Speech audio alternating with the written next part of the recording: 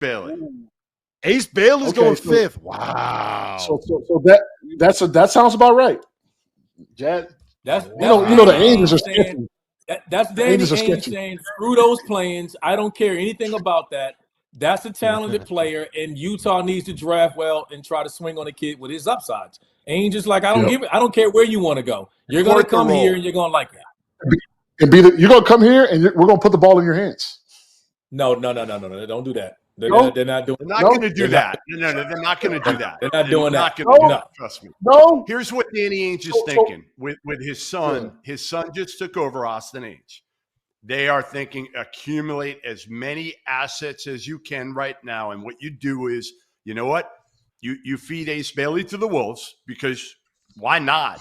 Get him numbers, see what you have, and you know what? You can move them. You can move them if you need to, but you need as much high-end talent as you can. You're Utah. Also, in the draft room, in the draft room, the cameras go to the guy they're picking, so you know where they're going before when the clock starts. The cameras all come to the table. So, but now we're on the watch, though, right? You're talking about a guy that when the season started, we was going to say he was going third. So right after this, now he's on the clock. Like it gets to a point with some of these organizations, you got to say we got to draft a guy with high upside. And this Danny Ainge saying, I don't care where you want to go or what organization has said what they want. It's I'm drafting you and you're gonna come, and it's a good situation for him. Facts. I watched this YouTube today just to kind of just get he's an elite shot maker, athlete. I mean, he's I think it's too much value right now. I don't know if the Jazz was the team that promised him, but Ainge has a background with his dad they built that organization in Boston. Hey, John, let's be clear. They didn't cancel all their workouts to pick a spot and then say they was going to Utah. Let's be clear about that. That is not what the plan was. You think this is because here's the thing. All it takes is one guy to mess up the draft. Like in my draft, when Waiters went, everyone else dropped slots and dumped. Everyone went back a slot because a certain player wasn't drafted what they thought. So I wonder if this messes up the draft, right? If the Utah isn't the team that promised him. I'd be surprised if they thought he was going to be there. And I think they looked at it at 5, thinking this is a kid that's top 2 or 3 talent, and 5 isn't much below that. But you get a guy like that, and I think he's one of the guys with one of the highest upsides. Forget all the noise around him. Everybody's talking about Coop, his representation, all of that. The kid has done nothing wrong. Talent-wise, his ceiling is up there with among those guys, and I don't blame Danny Ainge. I would have picked him as well. He has size. Because he has shot making ability. He's a difficult, tough shot maker with size, and that's just something you just can't teach that. I mean, making difficult shot is a skill set. Now his percentages will go up because he'll be around better players. He'll be around veteran guys.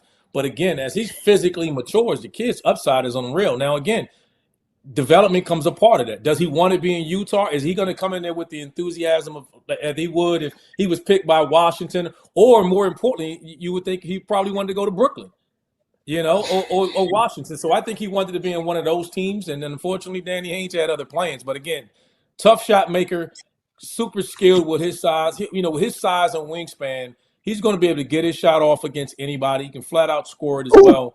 All the noise around him goes away.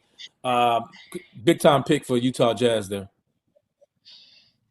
I think as RC said, one of the things he said, Rob, made a lot of sense. He's gotten a lot of criticism lately.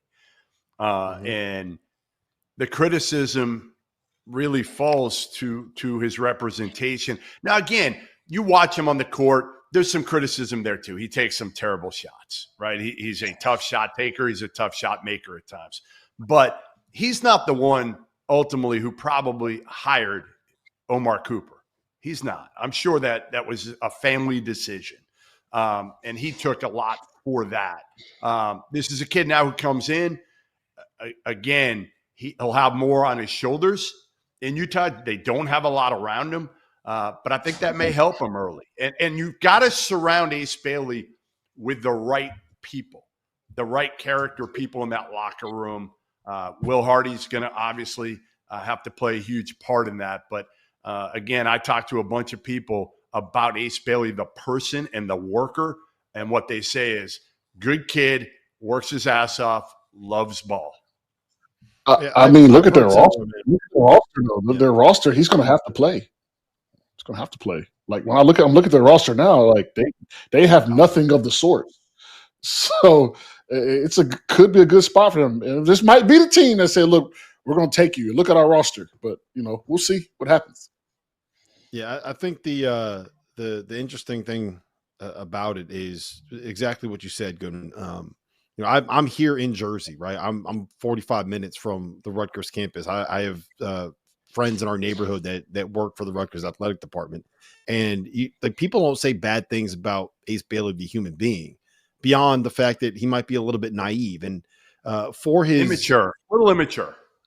Yeah, like it's the same kind of thing, right? And I don't think it's necessarily a bad thing that where he ends up is a place like Utah, which is not exactly, Henson, you could tell us what your favorite NBA cities are, but it's not Toronto or Miami or LA or Houston or some of these other places where the distractions might be a little much for a 19-year-old that might be a little bit naive or immature or whatever it ends up being. Rob, if you like white women, it might be the spot. Being honest, that's all I'm gonna say on that subject. So hey, John. What he won't be is out hanging out drinking too much. You ain't got to worry about a ton of distractions there. All his hanging out is gonna be on the road, right? Yeah, I'm just saying. If you're into that, stuff, that's the spot. Trust me. Let's be clear. He would have preferred to be in Washington, New Orleans, Brooklyn, and or Houston before him going to Utah. But no, it's a heck of a pick. And I'll tell you this. I saved a lot of money by getting drafted to Milwaukee. I'll tell you that right now. I saved a lot of money by being drafted to Milwaukee. He'll get better. So he can always fly